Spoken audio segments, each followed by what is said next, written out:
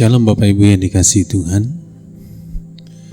Pada hari ini saya menjumpai untuk Bapak Ibu jemaat Tuhan yang terkasih Gereja Kristen Injil Indonesia yang beribadah di rumah kita masing-masing. Saya akan membagikan firman Tuhan yang menjadi tema Almanak dalam minggu ini untuk kita renungkan bersama-sama. Karena kita beribadah di rumah, ada kesulitan kita untuk memahami dan mengerti dan menguraikan akan firman Tuhan. Jadi Bapak Ibu yang dikasihi Tuhan, saya menolong untuk kita sama-sama merenungkan kebenaran firman Tuhan, sehingga kita boleh hidup di dalamnya dan boleh bertumbuh dalam iman kita di dalam Tuhan. Oleh sebab itu Bapak Ibu yang dikasihi Tuhan, mari pada hari ini firman Tuhan kita akan renungkan bersama-sama, tapi sebelumnya kita akan bersatu di dalam doa. Mari kita berdoa.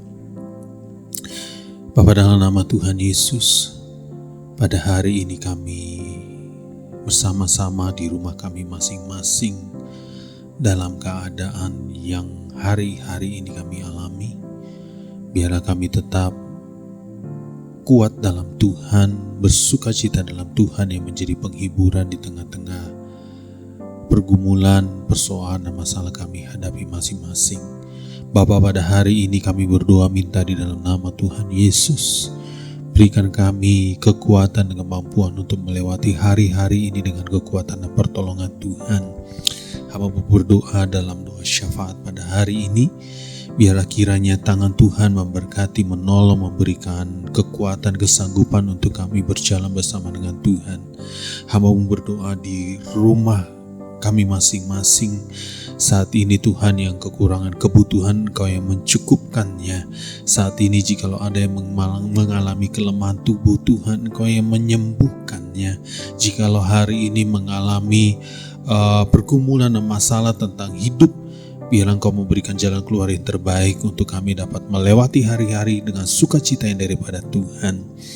Mari Tuhan pada hari ini untuk umat-Mu, lawat mereka dengan kekuatan dan pertolongan Tuhan. Tuhan, mereka butuh Engkau ya Bapa.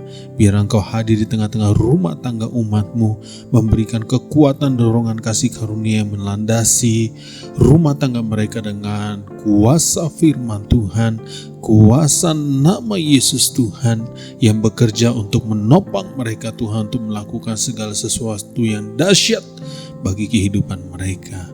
Hamba berdoa pada hari ini Tuhan, menopang umat-Mu yang ada di rumah. Biarlah berkat Tuhan menyertai memberkati mereka dengan kasih setia Tuhan. Terima kasih Bapa.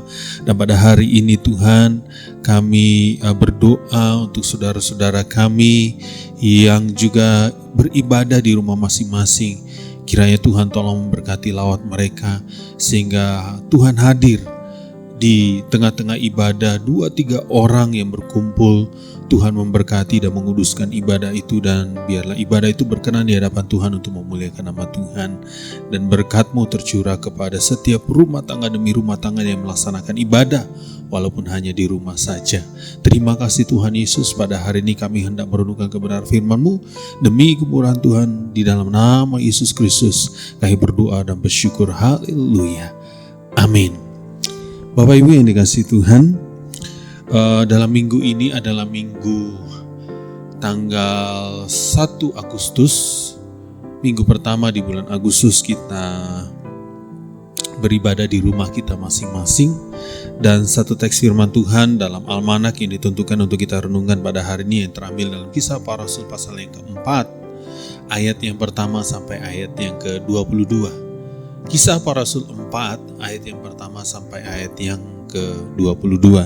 Bapak Ibu yang dikasihi Tuhan, kita simak dalam Alkitab kita masing-masing. Saya akan bacakannya bagi kita sekalian.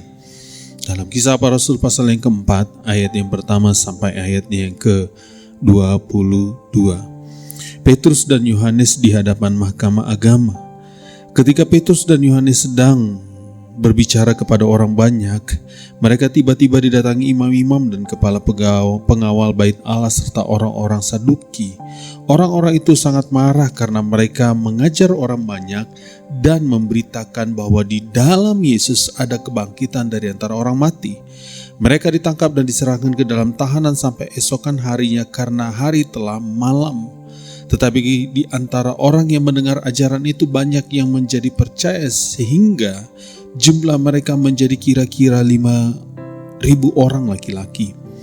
Pada keesokan harinya, pemimpin-pemimpin Yahudi serta tua-tua dan ahli Taurat mengadakan sidang di Yerusalem dengan imam besar Hanas dan Kayafas, Yohanes dan Alexander, dan semua orang lain termasuk keturunan imam besar. Lalu Petrus dan Yohanes dihadapkan kepada sidang itu dan mulai diperiksa dengan pertanyaan ini.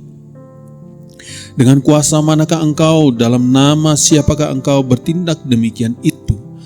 Maka jawab Petrus penuh dengan Roh Kudus, hai pemimpin-pemimpin umat dan tua-tua, jika kami sekarang harus diperiksa karena suatu kebajikan kepada seorang sakit dan harus menerangkan dengan kuasa manakah orang itu sembuhkan, maka ketahuilah olehmu sekalian dan oleh seluruh umat Israel bahwa dalam nama Yesus Kristus orang Nazaret yang telah kamu salibkan tetapi yang telah dibangkitkan Allah dari antara orang mati, bahwa oleh karena Yesus itulah orang ini berdiri dengan sehat sekarang di depan kamu.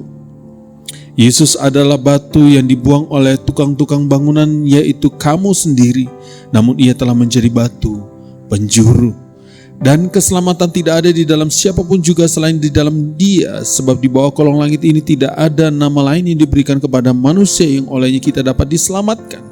Ketika sidang itu melihat keberanian Petrus dan Yohanes dan mengetahui bahwa kedua orang biasa yang tidak terpelajar, heranlah mereka dan mereka mengenal keduanya sebagai pengikut Yesus.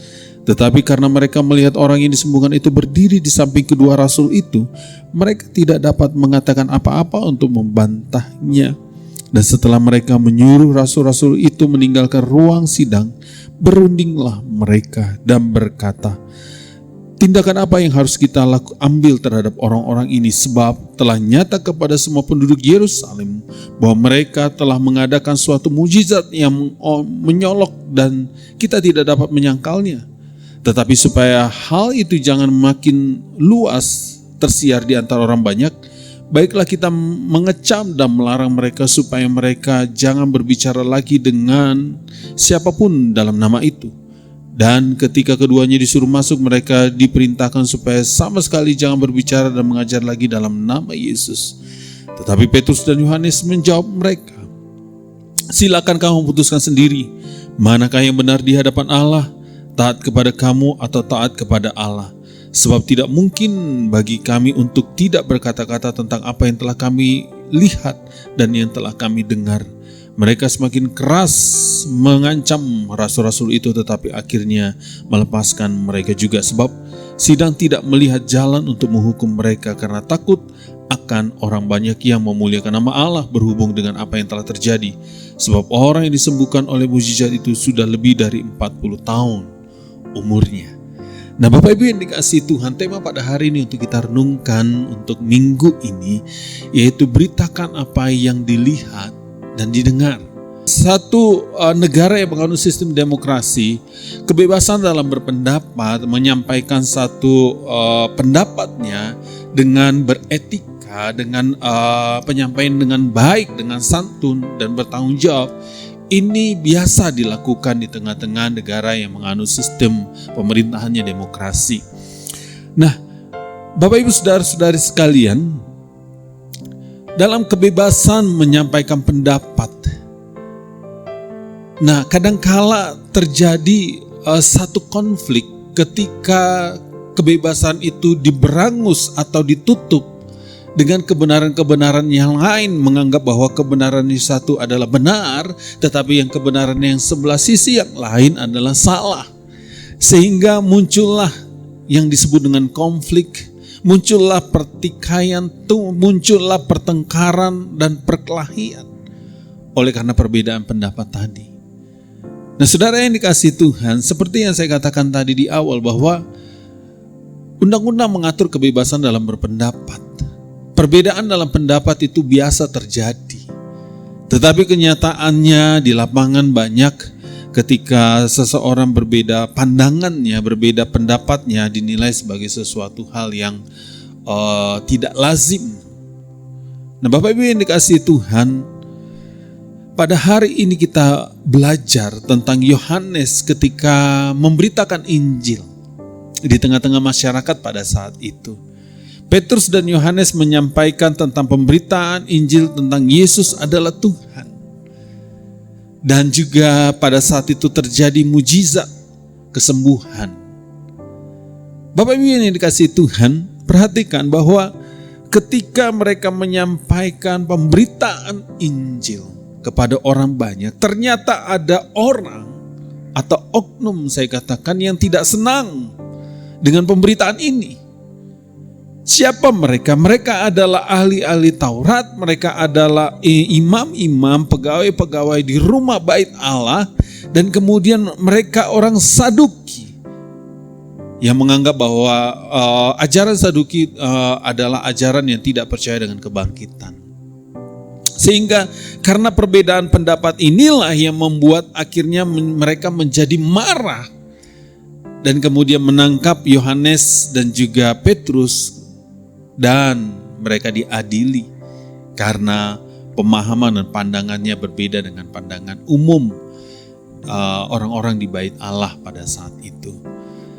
Nah, Bapak Ibu yang dikasihi Tuhan, saya mengajak untuk kita merenungkan bagian ini. Jikalau kita masuk dalam posisi Petrus dengan Yohanes, kita hidup seperti Petrus dan Yohanes, bagaimana dengan kita? Apakah kemudian oleh karena perbedaan pendapat dan pandangan yang membuat akhirnya daripada aku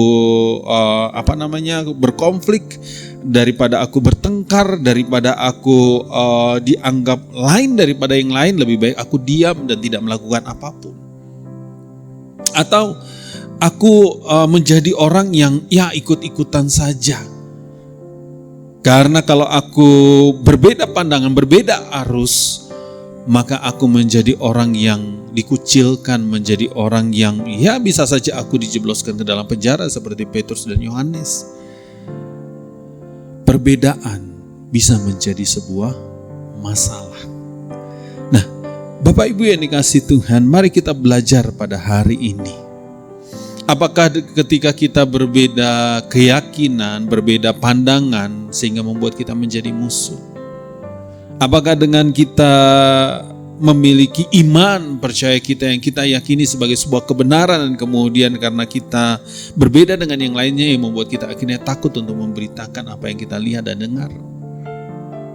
Mari Bapak Ibu yang dikasihi Tuhan, saya mendorong bagi kita sekalian untuk memiliki semangat memberitakan Injil, memberikan gairah untuk memberitakan Injil. Apa yang Bapak Ibu dengar, apa yang Bapak Ibu lihat, apa yang Bapak Ibu saudara-saudari sekalian alami, maka beritakanlah itu.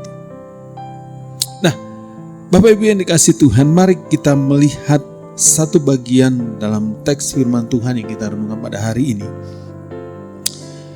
Saya mendorong bagi kita sekalian, ayo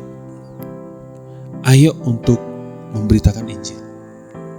Suka atau tidak suka, tepat atau tidak tepat waktunya, beritakanlah Injil tentang apa yang saya alami, apa yang saya lihat, dan apa yang saya dengar.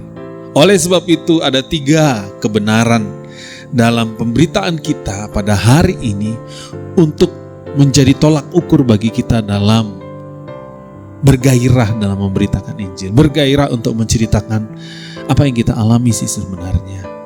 Dan perbedaan bukan sesuatu hal yang akhirnya menjadi konflik. Perbedaan bukan menjadi sesuatu hal yang akhirnya kita saling membenci satu dengan yang lain. Tetapi perbedaan menjadi satu pelengkap satu dengan yang lain untuk semakin kuat di dalam kasih karunia Tuhan untuk kita tetap memancarkan kasih Tuhan.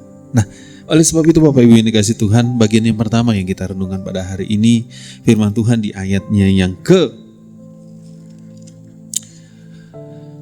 dan ke-3. Orang-orang itu sangat marah karena mereka mengajar orang banyak dan memberitakan bahwa dalam Yesus ada kebangkitan dari antara orang mati. Mereka ditangkap dan diserahkan ke dalam tahanan sampai keesokan harinya karena hari telah malam.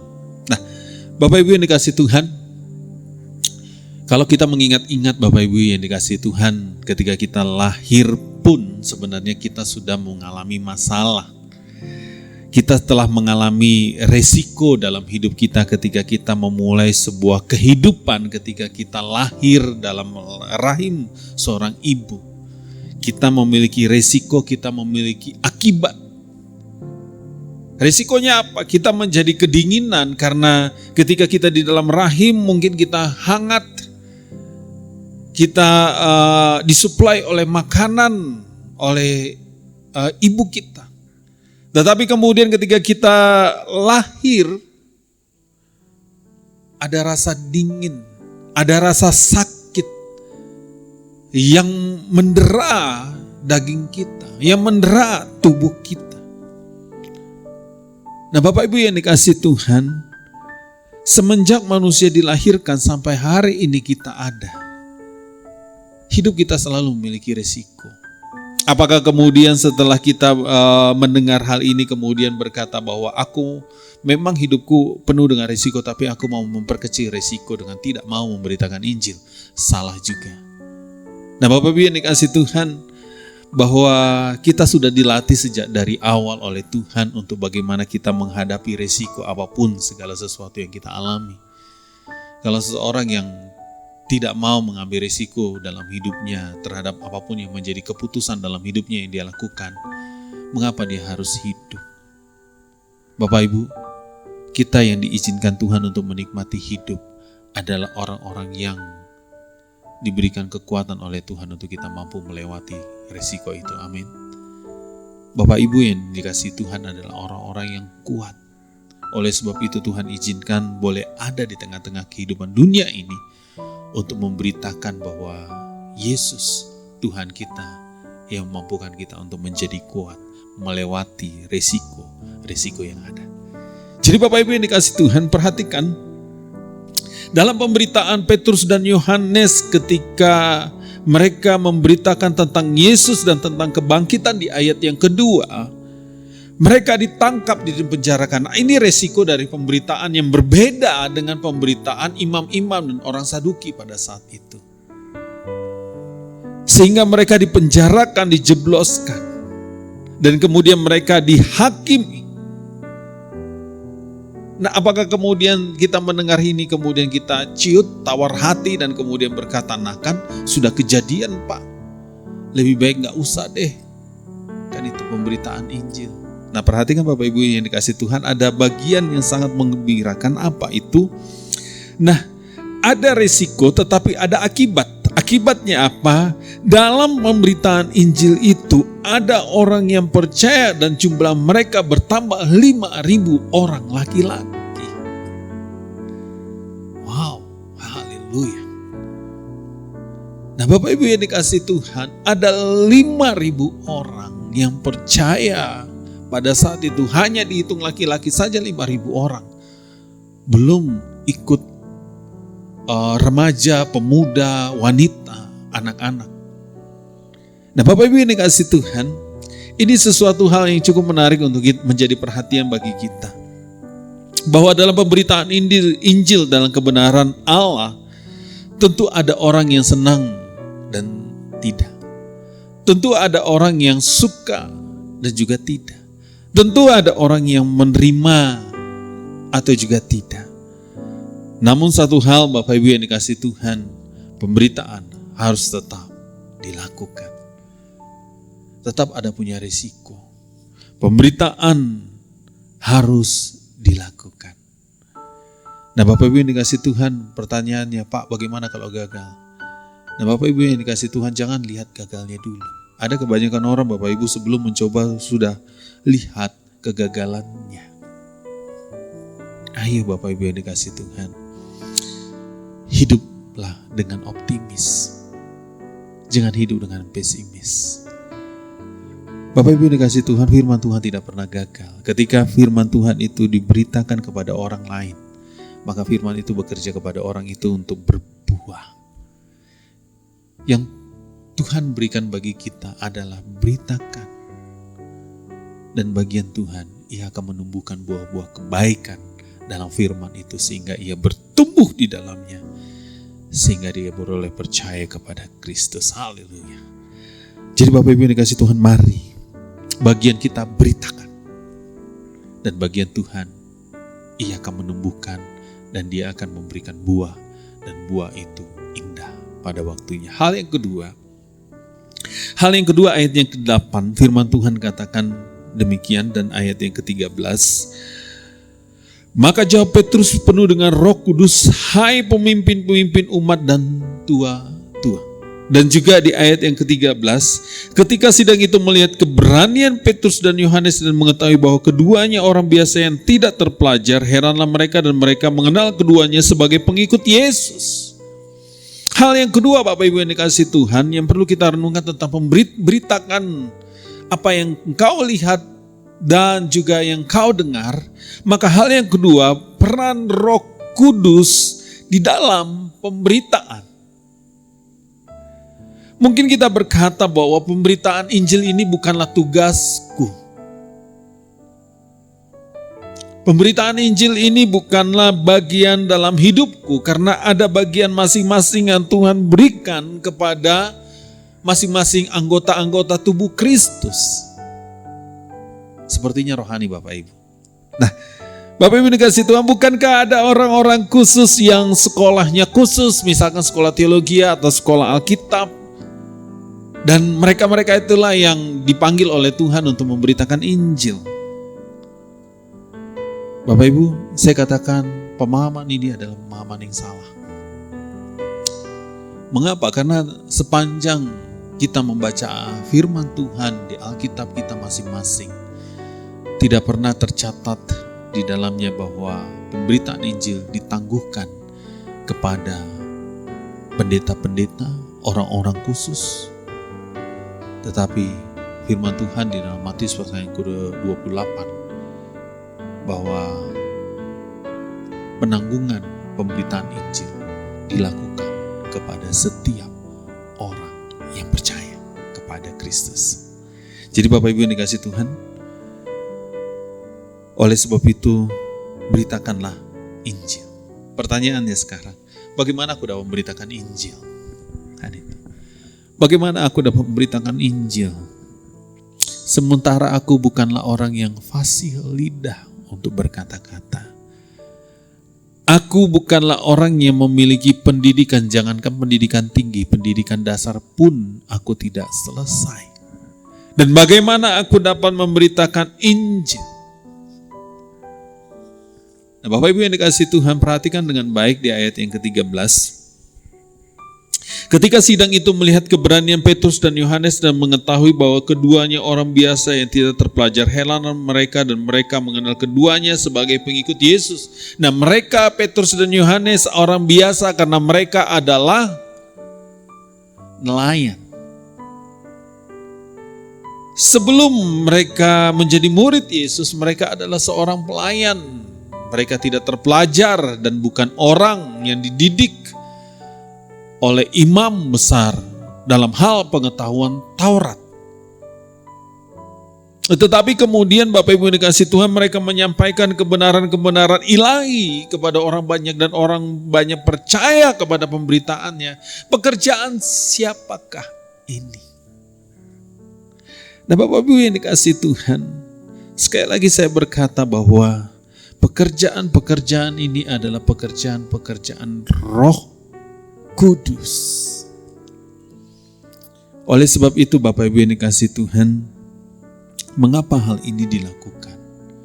Karena untuk membungkamkan pikiran picik orang-orang yang menyelewengkan kebenaran dan kemudian mempermalukan mereka yang katanya berhikmat, dan kemudian agar nama Tuhan dipermuliakan. Haleluya Bapak Ibu yang dikasihi Tuhan. Bapak Ibu, pada hari ini jikalau kita berkata, Tuhan, aku hanya orang biasa yang tidak memiliki kemampuan dalam hal memahami firman Tuhan, tetapi aku rindu untuk dipakai oleh Tuhan. Mari Bapak Ibu yang dikasihi Tuhan, ada Roh Kudus. Ada Roh Kudus yang mengajari kita untuk berkata-kata. ada Roh Kudus yang mengajari kita untuk menyampaikan kebenaran-kebenaran firman Tuhan. Walaupun hanya kalimat-kalimat yang sederhana, tetapi itu mengubahkan orang itu untuk terima Yesus sebagai Tuhan dan Juru Selamatnya. Jadi Bapak Ibu yang dikasihi Tuhan, jangan takut dalam pemberitaan. Apa yang harus kukatakan? Sebab Roh Kuduslah yang menjadi kekuatan bagiku untuk aku menyampaikan kebenaran-kebenaran ilahi. Bapak Ibu yang dikasihi Tuhan, kita berkata dalam hati bagaimana caranya. Dalam 1 Petrus 3 ayat yang ke-15 firman Tuhan katakan demikian, tetapi kuduskanlah Kristus di dalam hatimu sebagai Tuhan dan siap sedialah pada segala waktu untuk memberi pertanggungjawab kepada tiap-tiap orang meminta pertanggungjawab dari kamu tentang pengharapan yang ada pada kamu, tetapi haruslah dengan lemah lembut dan hormat. Jadi Petrus mendorong jemaat Tuhan untuk pertama menguduskan Kristus di dalam diri kita sebagai Tuhan dulu. Bagaimana mungkin kita dapat memberitakan Kristus karena kalau kita tidak hidup di dalam Kristus? Bapak Ibu, sama dengan ketika orang menjual satu produk tetapi ia sendiri tidak menikmati dan tidak memahami dan mengerti apa yang dia jual. Bapak Ibu, sama seperti orang yang berbohong. Dia katakan bahwa produk itu baik, produk itu sehat, produk itu bagus, tetapi kenyataannya dia tidak pernah menggunakan produk itu. Nah, oleh sebab itu Petrus mengatakan bahwa tetapi kuduskanlah Kristus di dalam hatimu sebagai Tuhan. Dan kemudian yang kedua, siap sedialah dalam segala waktu ketika orang meminta pertanggungjawaban tentang iman kita. Maka haruslah engkau melakukannya, haruslah engkau menceritakannya, tetapi harus dengan lemah lembut dan dengan rasa hormat. Nah, perhatikan Bapak Ibu yang dikasihi Tuhan, pemberitaan Injil bukan dengan cara mengancam. Pemberitaan Injil bukan cara dengan emosional. Pemberitaan Injil tidak dengan pedang. Tetapi pemberitaan Injil dilakukan dengan lemah lembut dan hormat. Jadi Bapak Ibu yang dikasihi Tuhan, mari kita belajar tentang hal ini. Nah, kemudian pertanyaannya yang kedua, dengan bagaimanakah aku memberitakannya? Aku rindu nih memberitakan firman. Aku ada nih orang-orang yang kukasihi untuk dia beroleh keselamatan di dalam Kristus. Tapi bagaimana caranya? Firman Tuhan dalam Lukas pasal yang ke-12 ayat 11 dan ayat yang ke-12 firman Tuhan katakan demikian. Apabila orang menghadapkan kamu kepada majelis-majelis atau kepada pemerintah-pemerintah dan penguasa-penguasa, janganlah kamu khawatir bagaimana dan apa yang harus kamu katakan untuk membela dirimu. Sebab pada saat itu juga Roh Kudus akan mengajarkan kamu apa yang harus kamu katakan. Jadi Bapak Ibu yang dikasihi Tuhan, sebab pada saat itu Roh Kudus yang akan mengajarkan kepadamu tentang apa yang kamu harus katakan. Yesus sudah memperingatkan murid-muridnya pada saat itu tentang peran Roh Kudus dalam hidup orang percaya, bahwa Roh Kuduslah yang akan mengajari kamu tentang bagaimana berbicara kepada penguasa-penguasa, pemerintah-pemerintah, majelis-majelis dan orang-orang lain di luar imanmu, supaya mereka percaya kepada Kristus. Oleh sebab itu Bapak Ibu, pemberitaan hasilnya bukanlah hasil pekerjaan manusia, tetapi hasilnya adalah pekerjaan Roh Kudus. Jadi Bapak Ibu yang dikasihi Tuhan, perhatikan dengan baik, beritakan apa yang dilihat dan didengar, karena Roh Kudus ada bersama-sama dengan kita dalam pemberitaan itu. Hal yang ketiga yang terakhir, ayat 19 sampai yang ke-20 firman Tuhan katakan demikian. Tetapi Petrus dan Yohanes menjawab mereka, silakan kamu putuskan sendiri, manakah yang benar di hadapan Allah, taat kepada kamu atau taat kepada Allah. Di ayat yang ke-20, sebab tidak mungkin bagi kami untuk tidak berkata-kata tentang apa yang telah kami lihat dan yang telah kami dengar. Hal yang ketiga Bapak Ibu yang dikasih Tuhan yang perlu kita pahami bahwa kebenaran ilahi membungkamkan kebenaran palsu. Ada satu cuplikan satu film The Passion of the Christ, kalau kita pernah nonton filmnya yang sutradarai oleh Mel Gibson. Nah Bapak Ibu yang dikasih Tuhan, saya tertarik dengan Pontius Pilatus yang mengucapkan kalimat ini kepada istrinya. Apa itu kebenaran? Apa itu kebenaran? Setiap manusia memiliki kebenarannya sendiri-sendiri. Setiap manusia berpegang kepada apa yang diyakininya dan menjadi keyakinannya dalam hidupnya. Dan dia menganggap bahwa itu adalah sebuah kebenaran dalam dirinya. Sehingga ada orang berkata bahwa kebenaran itu relatif. Tidak ada yang absolut, tidak ada yang mutlak sebagai sebuah kebenaran.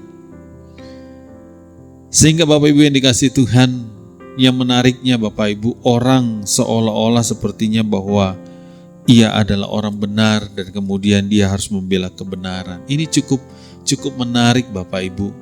Ada istilah kalimat mengatakan pembela kebenaran. Mengapa harus kebenaran dibela kalau memang dia sudah benar? Bapak Ibu yang dikasih Tuhan, siapakah yang membuat akhirnya kebenaran itu menjadi relatif? Jawabannya adalah manusia. Mengapa kebenaran menjadi relatif? Karena Bapak Ibu yang dikasih Tuhan, kebenaran yang dia miliki bukan berdasarkan apa yang dia terima dari atas, tetapi berdasarkan keyakinan di dalam dirinya sendiri, apa yang dia pahami, apa yang dia mengerti, itu yang dia sebut kebenaran. Perhatikan Bapak Ibu yang dikasih Tuhan, dalam kalimat di ayat yang ke-19 ini, Petrus dan Yohanes dengan gamblang menjawab mereka dengan berkata, silakan kamu putuskan sendiri manakah yang benar di hadapan Allah. Jadi Bapak Ibu yang dikasih Tuhan, Petrus dan Yohanes sedang membawa para ahli-ahli agama itu kepada satu pemahaman, silakan engkau memilih apa yang benar di hadapan Allah. Tentu Bapak Ibu yang dikasih Tuhan, ahli-ahli agama mengerti, memahami tentang apa yang menjadi kebenaran Allah sesungguhnya. Menuruti keinginan Allah atau menuruti keinginan manusia. Pasti Bapak Ibu yang dikasih Tuhan, imam-imam dan orang-orang ahli Taurat tahu apa jawabannya. Nah Bapak Ibu yang dikasih Tuhan, perhatikan dengan baik di Roma pasal yang ketiga ayat yang 10 sampai ayat yang ke-12. Firman Tuhan katakan, seperti ada tertulis, tidak ada yang benar, seorang pun tidak. Tidak ada seorang pun yang berakal budi, tidak seorang pun yang mencari Allah. Semua orang telah menyeleweng, semua mereka tidak berguna. Tidak ada yang berbuat baik, seorang pun tidak. Artinya Bapak Ibu yang dikasih Tuhan, saya berani mengatakan bahwa kebenaran-kebenaran yang ada dalam diri manusia adalah kebenaran-kebenaran palsu. Sekali lagi Bapak Ibu yang dikasih Tuhan, kebenaran-kebenaran yang ada dalam diri manusia, siapapun manusia itu yang menganggap bahwa dirinya benar, adalah kebenaran palsu. Karena Alkitab dengan jelas berkata bahwa tidak ada seorang pun yang benar, tidak ada seorang pun yang berakal budi, tidak ada seorang pun yang mencari Allah. Mereka telah menyeleweng dan mereka tidak berguna. Bapak Ibu yang dikasih Tuhan, saya mau katakan Bapak Ibu saudara-saudari sekalian, di dalam diri kita, bahkan di dalam diri saya Bapak Ibu yang dikasih Tuhan, bukan kebenaran diri saya yang hidup. Nah oleh sebab itu Bapak Ibu, inilah nilai pemberitaan itu. Nilai pemberitaan apa yang kita lihat dan dengar adalah bukan apa yang menjadi kebenaran diri kita sendiri. Itulah sebuah kebenaran yang harus kita pertahankan. Tetapi apa Bapak Ibu yang dikasih Tuhan? Kebenaran yang turun dari atas, yang Tuhan nyatakan bagi kita sebagai sesuatu apa yang kita lihat, apa yang kita rasakan, apa yang kita dengar, dan apa yang kita alami. Real, yang Tuhan berikan bagi kita. Sekali lagi saya katakan Bapak Ibu yang dikasihi Tuhan, kalau memang dia sebuah kebenaran, maka kebenaran itu akan membela dirinya sendiri. Kalau memang dia sebuah kebenaran, maka kebenaran itu akan berdiri sendiri tanpa harus dibela. Bapak Ibu yang dikasihi Tuhan, mari kita memahami bahwa sesungguhnya kitalah yang patut untuk dibela oleh kebenaran itu sendiri. Bukan kita yang membela kebenaran. Karena kebenaran tidak perlu dibela karena dia sudah benar. Kitalah yang tidak benar dan kita butuh pembelaan dari Tuhan. Bapak Ibu yang dikasihi Tuhan, oleh sebab itu Bapak Ibu, mari kita memahami tentang hal ini. Dalam Roma pasal yang ketiga ayat yang keempat, firman Tuhan katakan demikian. Sekali-kali tidak, sebaliknya Allah adalah benar. Sekali lagi saya katakan, sebaliknya Allah adalah benar dan semua manusia pembohong.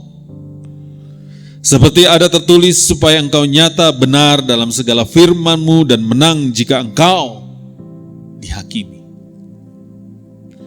Jadi Bapak Ibu yang dikasihi Tuhan, dalam tulisan dalam Roma ini sangat jelas mengatakan hanya Allah saja yang benar. Tidak seorang pun yang benar. Hanya Allah saja yang benar.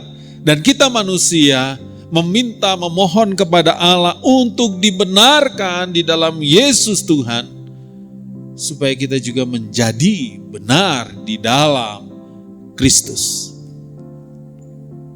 Sehingga bukan kebenaran kita Bapak Ibu yang dikasihi Tuhan, tetapi kebenaran ilahi yang membenarkan kita, sehingga kita dapat menghampiri tahta kasih karunia. Haleluya.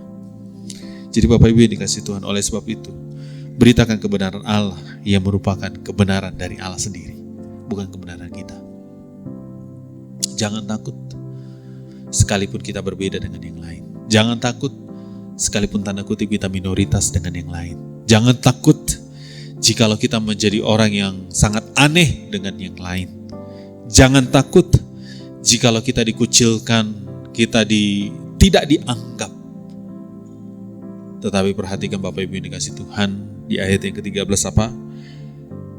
Para sidang itu terheran-heran melihat Petrus dan Yohanes, dan mereka memahami dan mengenal Petrus dan Yohanes adalah orang-orang yang biasa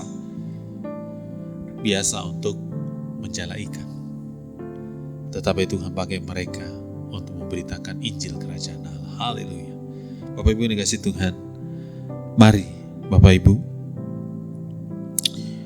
kita dibenarkan oleh anugerah. Kita diselamatkan oleh anugerah. Kita diangkat dan dikuduskannya dan dibenarkannya. Itu semua dalam anugerah. Karena tidak ada satupun dalam diri kita yang benar. Dan kita adalah orang yang paling celaka di bumi ini. Karena upah dosa adalah maut. Tetapi syukur kepada Allah dalam anugerah di dalam Yesus Kristus yang menyelamatkan kita kembali. Sehingga kita mengalami Tuhan dalam hidup kita, dan bagian kita beritakan itu. Oleh karena kita dibenarkan dan ditebus dengan darah yang mahal, dengan nyawanya, maka marilah kita memberitakan tanpa rasa takut, tanpa rasa cemas, tanpa rasa khawatir. Bapak Ibu, kalau hari ini kita ragu, mari kita selidiki hati kita. Apakah aku sudah mengalami Kristus dalam hidupku? Mari kita selidiki hati kita. Apakah sudah aku mengalami Yesus dalam hidupku? Apakah aku sudah menerima anugerah keselamatan yang Tuhan berikan bagiku? Kalau hari ini belum, mari ambil komitmen di hadapan Tuhan untuk hidup di dalam kasih karunia. Buka hati kita untuk menerima Yesus sebagai Tuhan dan Juru Selamat kita, untuk menguatkan hati kita, untuk kita dapat memberitakan Injil Kerajaan Allah bagi kemuliaan Allah Bapa dimuliakan. Haleluya. Mari saya undang untuk kita tundukkan kepala kita untuk bersatu di dalam doa. Bapa, dalam nama Yesus, terima kasih buat kebenaran firman Tuhan yang kami dengarkan pada saat ini. Tuhan, kami yang ada di rumah pada saat ini berdoa meminta kepadamu. Di tengah-tengah pergumulan kami, di tengah-tengah apapun yang saat ini kami alami, satu hal yang kami percaya bahwa Engkau Allah yang kami banggakan. Engkau Allah yang tidak pernah melewati kami. Engkau Allah yang tetap menguatkan kami. Tuhan, pimpin roh kami Tuhan untuk melakukan apa yang kudus dan yang berkenan di hadapan-Mu. Urapi kami dengan kuasa-Mu, pimpin kami dengan roh-Mu, dan kuasai roh kami Tuhan untuk melakukan apa yang benar, apa yang kudus dalam pemberitaan kami. Panggil kami Tuhan, pakai kami hanya orang-orang biasa. Kami tidak lebih daripada siapapun dalam hidup kami, tapi kami mau dipakai, kami mau dipilih, diangkat dan dijadikan Tuhan menjadi pemberita Injil Kerajaan Tuhan. Ini doa kami dalam nama Yesus. Kami berdoa bersyukur. Haleluya. Amin. Bapak Ibu yang dikasihi Tuhan, selamat hari Minggu. Tetap semangat dan jaga kesehatan kita masing-masing. Tuhan Yesus memberkati. Haleluya.